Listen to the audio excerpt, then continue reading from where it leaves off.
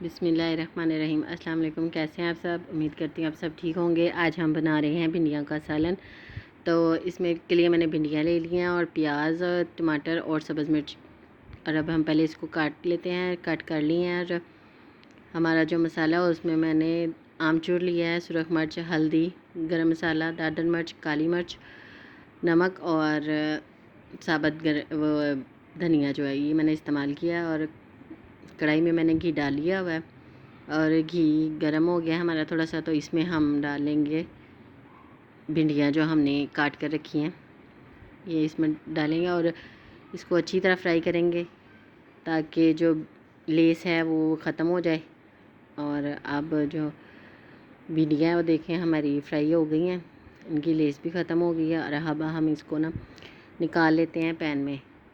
बर्तन में निकालने के बाद जो घी है उसमें हम प्याज डालेंगे और प्याज को हम जो है वो ब्राउन नहीं करेंगे, इसको सिर्फ नरम करना है। और इसमें हम डालेंगे प्याज को नरम करने के बाद इसमें हम अपने जो बाकी मसाले हैं वो डालेंगे, जैसे टमाटर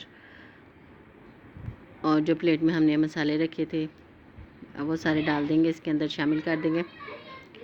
और इसके बाद फिर हम इसको मिक्स करके थोड़ी देर के लिए ढक के रख देंगे ताकि ये टमाटर जो है वो गल जाएं और मसाला जो है हमारा वो तैयार हो जाए।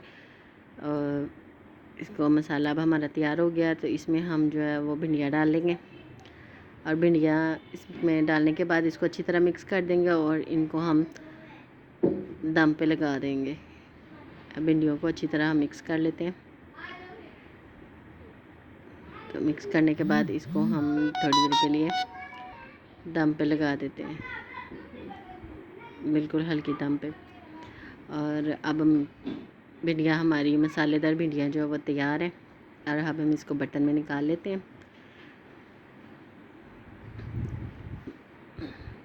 ये हमारा भिंडियों का सालन तैयार हो गया है। वीडियो अच्छी लगी हो तो इसको लाइक और शेयर करिएगा, चैनल को सब्सक्राइब करेंगे। अल्लाह हाफ़िज़।